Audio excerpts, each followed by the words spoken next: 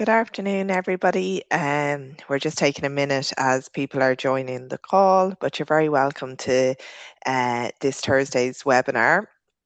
Um, so I'll just give a minute for a few people to be joining as the waiting room is opened up.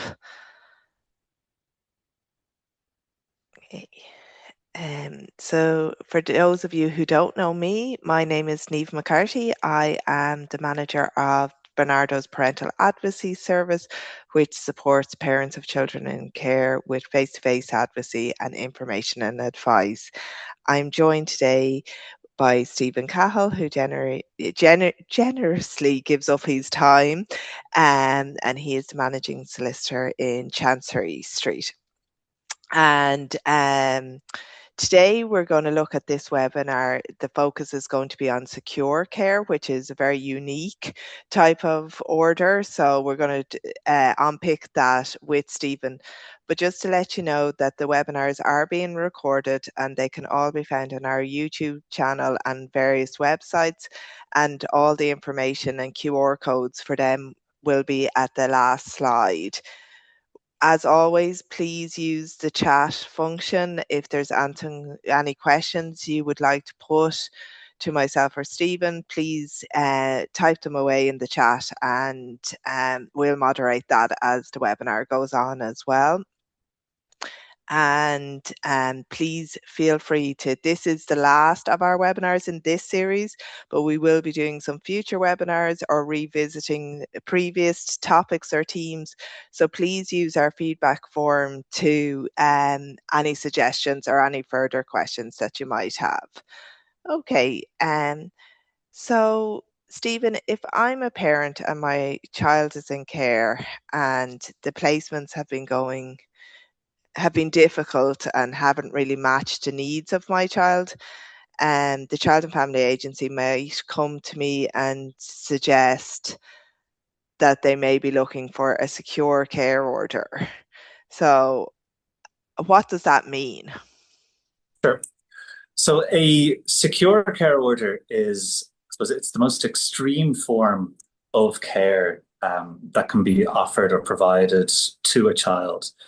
It effectively involves the deprivation of liberty of that child. So the child is effectively detained in a secure environment. And that's on the basis that it's absolutely necessary, owing to the risks to the child must be exceptionally high. It must be not just to their health, development, or welfare, but to their very life. And also, it must be necessary, or might be necessary, to protect other other parties as well. So it's very much a last resort. It isn't something that comes about because current placements aren't meeting the needs or aren't necessarily good enough. It's something that is provided out of an absolute necessity. And is there a checklist or a number of steps that have had to be gone through before, or to be marked off before a secure care order can be pursued? Yeah, so there is a process lined out that the agency must ordinarily go through before applying to the High Court for a secure care order. Okay. So that's the first difference between, say, an interim care order or a full care order and a special care order. Most childcare orders are heard in the district court, which is the local and limited jurisdiction, whereas secure care, because it's so extreme and involves the deprivation of liberty, that application is heard in the High Court. So before that application is made, the what's called the Secure Care Committee, so a special committee within TUSLA, have to sit and consider any referrals made for secure care to decide whether or not, on the evidence at that time, the child reaches the criteria for secure care. And if they form the view that, yes, the risks are so severe that secure care is required, then the agency must thereafter immediately apply to the High Court for secure care. Okay. And is the parents party to those proceedings as well, or is it just the Child and Family Agency bringing the order? So in the run up, even before we get to court, quite often the parents are very much involved. it's quite often the case that the parents have the view that what's being provided simply can't keep a child safe and that a secure care order may be necessary. So sometimes, and in fact quite often, it's a parent who's almost agitating and advocating for an application to be made for secure care. So the parents are usually involved in the run-up to any decision being made, whether or not to apply. But then once the application is made to the High Court, the parent is a respondent to that application. So similar to in the district court, the parent is a party to the proceedings, has the right to engage lawyers, to participate, to give evidence to the court, and so on. But I suppose one important factor, just in terms of the parents' involvement, is it is usual practice that the first application for secure care would be made what's called ex parte. So it would be not actually on notice to the parents. It's just the Child and Family Agency going into the judge to ask the court for an order. And the reason that's done is because there's a usual to be a very high concern that if a child became aware that an order was being looked for or being made, that that child may panic, that child may then put themselves at risk to avoid the order being implemented. And so it's no denigration of a parent, it's more just to remove any potential risk that a parent might inform the child of the secure care application, knowingly or unknowingly. Yeah. Yeah, I've worked with many children where that has been a case and they've been very afraid of secure care or um, and are at risk of absconding. And is it true, Stephen, once the order is made, then it's the guards that have to go and pick up the child and bring them to the secure care unit? Yeah, so the first order that we just spoke about that's made ex parte, so one party only, is usually just made for a period of 1 week. But Okay. the order, if granted, yes, will make specific provision for the Gardaí to find the child, to collect the child, and to relay the child, to bring the child then to the named secure care unit, whichever one is available at the time, if there is one available. Yeah. And I suppose that's really in today's climate, there is very little secure bed units within the system. And so, what happens in those circumstances if there has been an ex parte hearing, the order has been made, but there's no beds available? Yeah, so there are a potential 26 secure care beds in Ireland. At any given stage, only 15 are actually capable of operating, and that's because of difficulties with staffing, and so on. And the reality is that you have children now who are being deemed and determined that they require, by the High Court, determined that they require secure care, even to protect their very life. Yet there are no beds available. So the agency are obliged, they have to apply for the order. The court will make the order because it's required. But the agency are simply failing to comply with those High Court orders at the moment. So the order, if made for a child and there's no bed, remains unexecuted. So the order's in place, but just hasn't been Okay. complied with until a bed does become available.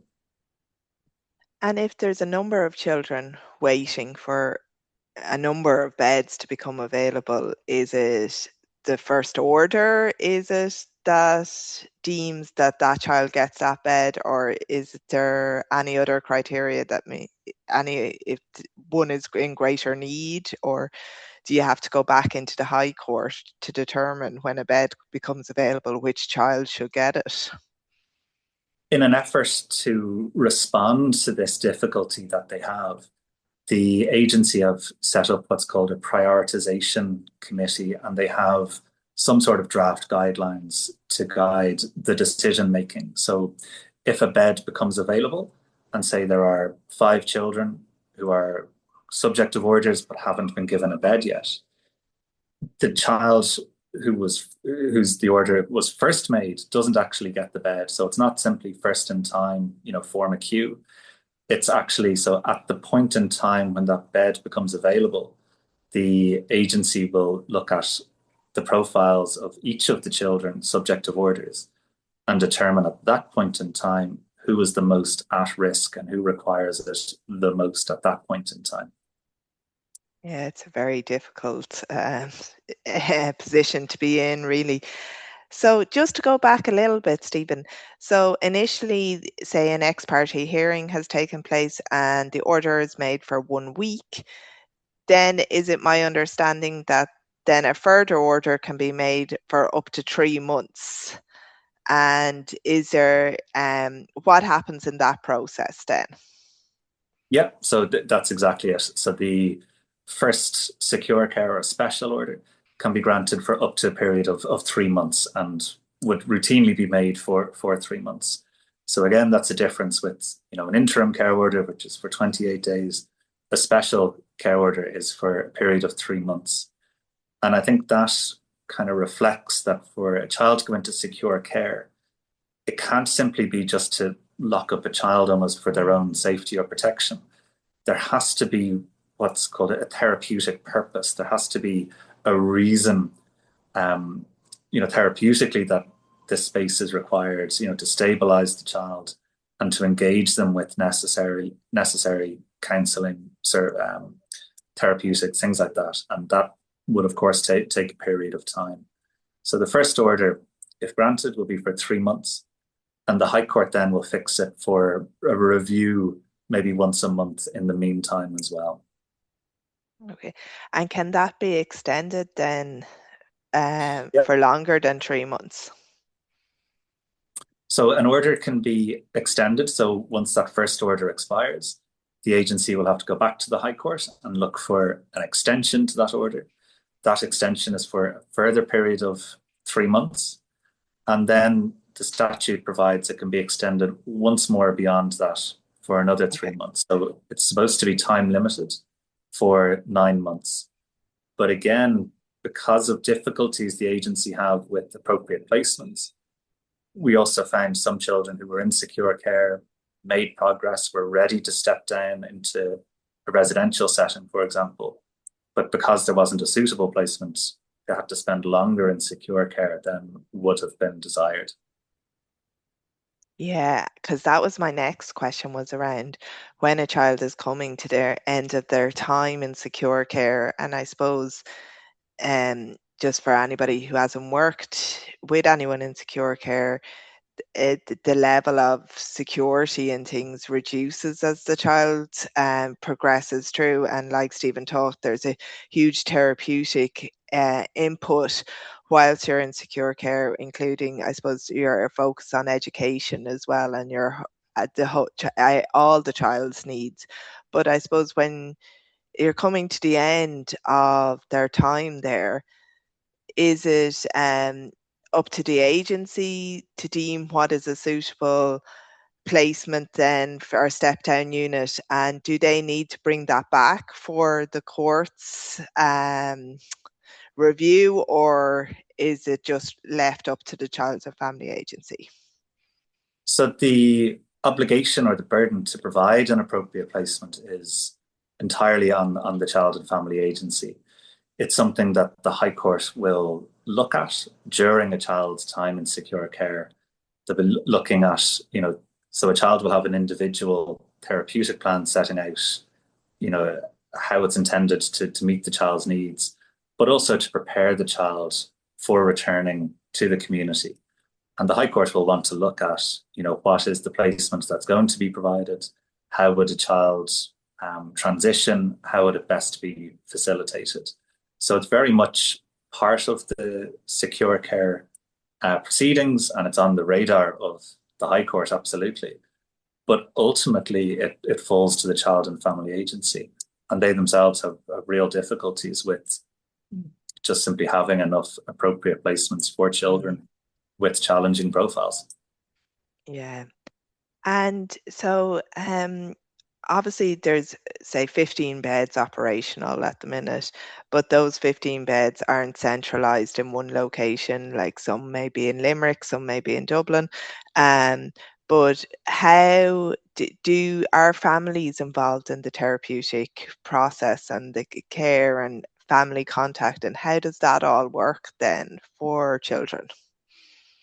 So if a child is in special care, there should be child in care reviews on a weekly basis. Okay. Parents are very much involved and invited to participate in those child in care reviews. And also present at the reviews will be members of the services called ACTS. So that's the multidisciplinary team who are assigned and work with each individual child in secure care.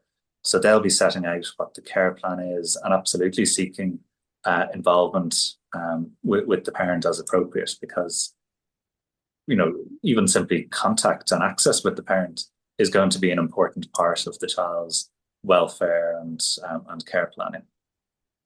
Yeah. Another thing that comes up, Stephen, is, and I know it's very rare, but and it may not fall under special care orders, but sometimes if we have nothing suitable within this country and the risk is so high, um, can children be sent out of state for therapeutic supports or secure care? Yeah, so it doesn't happen very frequently at the moment, but it certainly occasionally comes up for consideration, particularly where a child is deemed requiring secure Mm, care, may not have a bed available. Out of state options absolutely need to be examined. A number of years ago, it used to be more routine. Um, there was a mm. facility in Boys Town, I think in Arizona, Yeah. that was frequently used. There was another in St Andrews in Scotland as well, um, Mm. and another unit I think in Sweden at one point in time. So it absolutely, it's in the power of the court can do it, but there are difficulties in doing that, so it is quite rare. Yeah, yeah.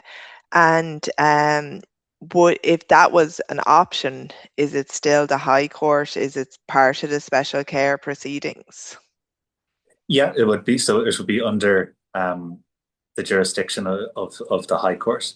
It would require assistance and engagement with the courts in whatever jurisdiction that the child is going to go to ensure that your order is being recognized and capable of being enforced over there as well.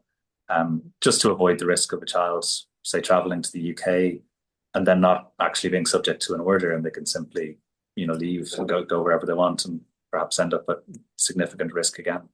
Mm, yeah. Just one question that has come in, Stephen, going back to the original point around if the ex parte hearing has taken place and the order is in place for the week, but no bed becomes available in that week, does there need to be a follow-up hearing then, or what happens if the order has lapsed before a bed becomes available? So the standard approach then would be they would apply for the full special care order, so the one that lasts for 3 months, and then it's up to the agency whether they are going to try do that ex parte or not. But ordinarily, parents would be put on notice of that. The order would have to be sought. So it's not the case that you'd look for your 1 week order, and if there's no bed, we come back and look for another order and wait for a bed and look for another order. The process is the 1 week order, then 3 months, and then 3 months and 3 months. Okay. Okay. There's just another question has come into the chat here. What happens when secure care is needed? However, their parent has left the country for a period of time, 5 to 8 weeks, and they are due to be released from a detention center. I'm not sure if that's the parent or a child, but and there is no order in place before the parent leaves. Well, so if I don't quite Yeah. understand, but if if I'm getting this correctly, if an application has to be made to the High Court if the child is deemed appropriate for secure care, if it's deemed necessary for secure care. So that application is brought to the High Court. It's not automatic that that order is granted. The High Court has to be satisfied that it's necessary. If a parent wishes to oppose that application, they can do so. if it may be that they're not in a position to oppose it immediately, but maybe in a relatively short period of time because maybe the parent is detained. That representation could be made to the court, or an application could be made potentially to discharge a secure care order if circumstances change considerably. So I think that answers Yeah, the question. yeah, I think so. I think the main point is it's the child's best interest and needs that will be coming before everything else as well, so that if every effort has been made to engage the parent within the proceedings as well, but they, for whatever reason, can't or choose not to attend, or simply can't or can't be located, I I, believe if the risk is high enough, the proceedings will go ahead as well. yeah, that's correct. But I should say there's one other step that the agency are in theory obliged to take before looking for a secure care application, and that's to hold what's called a family welfare Yes. conference. So because an application for special care is so extreme and it's such a significant order, they have to try and look at every possible alternative. And one of the alternatives obviously would be, can a family support network be brought together, to help manage the risk in a setting other than secure care. Now, quite often and in most cases, the agency will say that that step wouldn't be sufficient, and the court allows them to apply directly for secure care without trying it first. But it is always on the radar, so that will be one of the proofs, I suppose, that the Child and Family Agency have to show is that they've looked at alternatives, including family. Yeah. And I suppose it is an important point as well, Stephen, that the child is already, in most circumstances, I believe, I don't know if it's ever happened, but that the child is already in the care, like is subject to a care order, so is in the care of Tulsa, that they're not just coming from the community or directly from the family home looking for That's a secure that, care order.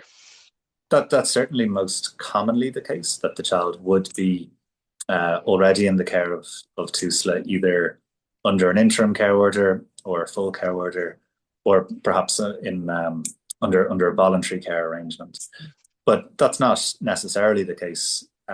Children can and do go directly from the community, and the first order that's ever been made in respect of them is for secure care. Okay. Yeah, that it seems so extreme, doesn't it, when that's happening, or if that is happening, in the future. Um, is there anything else you would like to add, Stephen? There's no more questions coming in around secure care or anything that a parent should know about it. I think we've covered most bases. I think I would always hope to reassure a parent and say, you know, despite how significant and severe an intervention this is, the parent should still be absolutely very much involved in the care Yes. provision to the child, setting out the care plan, engaging with access.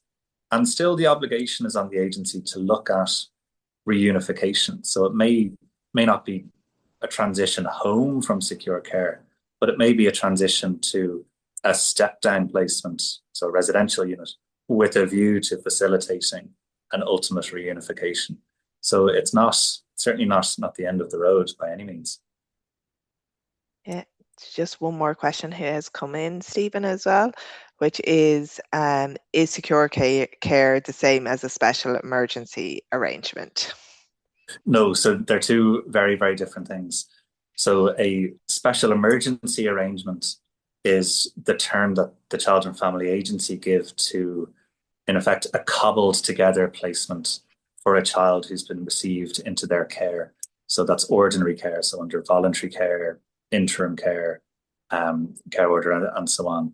So that's simply where they don't have an available foster placement or residential unit, where they have to resort to an unapproved arrangement as a stopgap. So it's that arrangement. So the word special is common, but special care is a form of secure care, which is different. So the main distinction is that in special or secure care, the child's liberty is deprived. So the child is actually physically detained under special or secure care, whereas in a special emergency arrangement, an SEA, there's no such restrictions. It's just the name given to an unapproved, unregulated placement. Yeah. And I suppose special care is highly regulated, it's highly inspected, it has its own childcare monitor as well, as, in line with the inspectorate services as well, and HICWA, who carry out um, a lot of reports. And I suppose it's been reviewed as well in the last 12 months, the use of special care in Ireland as well. Um, there was, I think that was all the questions then, Stephen. Yeah, there's nothing else that has come in there. So I suppose just to say to everyone, thank you again for your time, Stephen. And if anybody has any further questions they'd like to put to Stephen or myself, please feel free to do so. If you have any topics for future webinars or want to revisit anything, please feel free to put it on the feedback form, and we're going to share those forms now, and also details of our free phone numbers and our websites as well, that people can go on if they want to get further information as well. Thank you so much, Stephen. Thanks very much, Dave. Take care.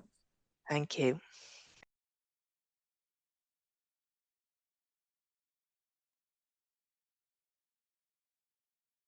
We'll leave this slide up for a few more minutes while people are getting the information or doing the feedback form. But once again, thank you all for attending this Thursday.